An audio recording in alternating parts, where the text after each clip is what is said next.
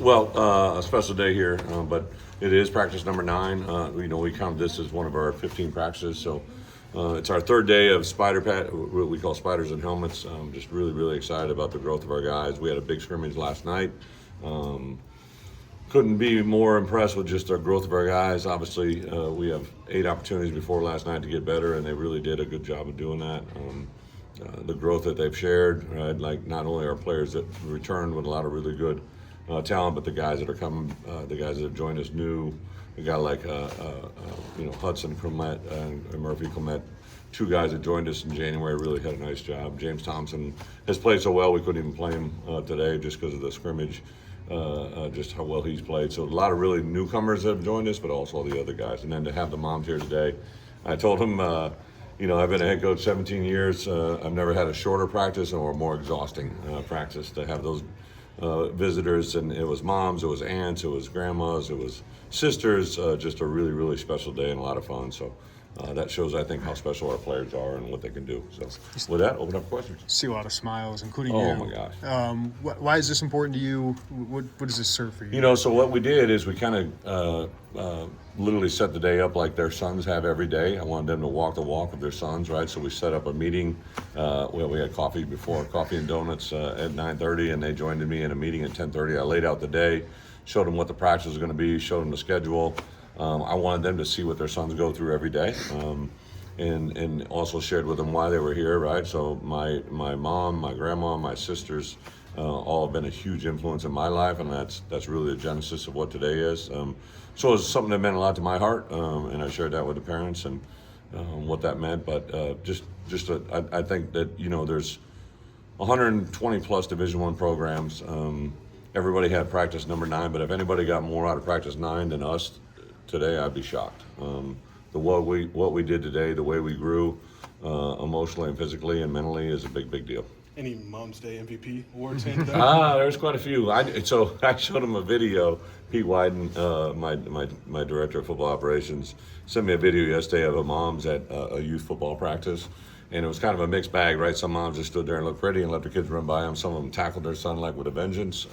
So I showed that video and I said, you know who you are, right? Like you're sitting there right now, you know who you are. And we kind of had the whole gamut. We had moms that were just kind of actively participating, but everybody from A to Z. I saw Aiden Lawfrey, Caden Fagan, 2 of our really good players, and they were actively involved in stretch flex, and Aiden's mom took that first handoff inside run to a really good level. So it was a little bit of everything. Bret, what have you learned about your team through a scrimmage and a couple weeks of practice? I think these guys I don't know how many games they're going to win, but they like to practice. They like to practice. They're engaged. I haven't had to jump them too many times, but even, this week when I kind of had to put a little bit of a emphasis on a practice that I wanted to be better, they listened, they responded. Our older players are speaking, our younger players are listening, and anytime that happens, good things happen. I just want to ask about Matthew Bailey. Played like 7 times his career snaps last year, being healthy. How did you see him grow from that first game to what was a really good So we have a player on campus this weekend who I think is a mirror image of Matt, right? So I put a tape together of Matt. So a lot of people don't realize this. So Matt's second pass as a college football player, his second pass defended, was an interception that went through his hands. And he got done with that game. When it happened, I began to see and I understood where he was supposed to go, and I thought he was going to have a pick, right? And it bounced off his hands, and I busted his balls right afterwards, right, about what that was, that moment. And now 4 years later, I showed it to a high school player and said, hey, this is kind of what I think you can be, right? And I shared that with Matt because Matt's mom was here today, and the growth and the journey he's had has had a lot of obstacles, and Matt has continued to overcome them. But where he is right now, the physicality he's playing with, the mental attitude that he's playing with, his perseverance, there's nobody more engaged in our program than Matt Bailey, and I think those things will show up this fall.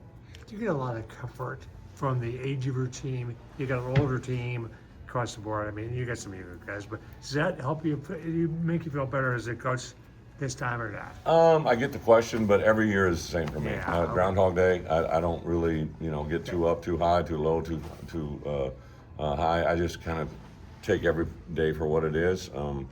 Thursday I was very blessed. I was Bill Zaruzin was one of our best donors, one of our best alumni that just really kind of does a really good job for our program. And I went to Topless T-Town and spent the whole day, and to see and be around him and his sons and realize they're fans of ours, right? Supporters of ours, but the way they believe in us, I think to come into our program Thursday night and to watch our players and then see them practice Friday, there's never been a time in my history where our donors are more in line with our players about what they believe in, what they think of, what they believe in, and that's probably my more enjoyable moment. I don't really care if they're a fourth-year player, a third-year player, a second-year player. You know, we had first-year players that are high school players, but first-year players that came from a program after the last 3 years. James Thompson and what he's doing for us. Leon Lowry, I'll just take 3 guys, James Thompson, Leon Lowry, and Kurt Neal, 3 guys that came from another Division I Big Ten program. What they've done since January to get to where they are today has been, in my opinion, mesmerizing. Like, they're just buying in and totally selling into what they believe in, and the results are they're really good players. Bret, you have guys been aggressive about April official visits. What was the calculus of getting them in early rather than waiting through the summer? And So last year we had 21 high school players that we signed. 12 of those joined us in January. 9 are joining us in June. The biggest prohibited, usually the highest percentage of against them rolling in early is mom. So that's why we had Mom's Day, and I wanted them to hear, like, when a kid joins us in January, 3 things happen. He joined us in an arena where there isn't a Saturday every year or every week that is a game day, right? So the pressure of that is really, really small. Our highest GPA and success rate academically happens in the spring. In addition to that, those kids can go home after 2 weekends or 3 weekends, and in the fall, they never get a chance to do that. So the ability to join us in January is really high, but I always say there's 3 non-negotiables. They have to go home for prom, graduation, and senior trip day, right? And that's just something that we do in our program. Nobody else necessarily does that, but we believe in it, and it helps them kind of matriculate a little bit better. You talk about the Wisconsin guys. Is there an example of what they've done that's been so mesmerizing to you? Well, physically, they just have grown. Like, those guys, I think when you fuel them, train them, and lift them the way they can. Like, I always tell our players, when you walk in that door, I just want you to breathe. I just want you to come in here and do what we ask you to do. You don't have to do anything special, just breathe in our program. And those guys have done that. James Thompson's physically, his body, Leon Lowry and Kurt Neal have changed their bodies, and it's resulted in the way they play out here on the field. And that to me, like, I don't really care what goes on at other places. I just worry what happens here. I've said this from day one. Like, it sounds silly because we had a flashy uniform game, but I told Josh, like, I'm not going to worry about how we're dressed or what we look like or what we look, put on our feet. But I want you to fuel them and train them and supply and put our guys in a position to be successfully academically, athletically, and that's all he's done. We've taken basically our number that we had to fuel our guys with training table and hydration and all that, and we've almost taken that 5 times higher than what it was, and the result is the way our players look now.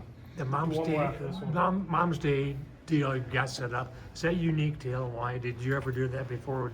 I've never done it anywhere but here at Illinois, and I shared that with the moms. Like, the reason today happened, and I showed them slides of my sister, my mom, Right. and my grandma, and my daughters, right? Okay. And women see the world differently than men. I think that's a very important thing to all of us realize. Like, we say it, but we don't know what it means. But women see things through the lens of what they are and who they are that we can never comprehend as men. And I think that's one of the benefits I've had in life as I've gotten older, is the way they see things and understand things is very beneficial if you can comprehend what it means, and that's why today happened. Bret, have you seen anything different from Luke as he enters this spring after the season he had? Extremely confident. Luke is a quarterback that plays quarterback by who he is, and that is different than any other quarterback I've ever been around. When he walks in the room, he's not necessarily going to take it over and demand it. He just does it by respect, and I think our players really respect who he is. He's making throws, he's making completions, he's making decisions out there that I've never seen him make, and the result are we're going to play very well. Thank you, guys.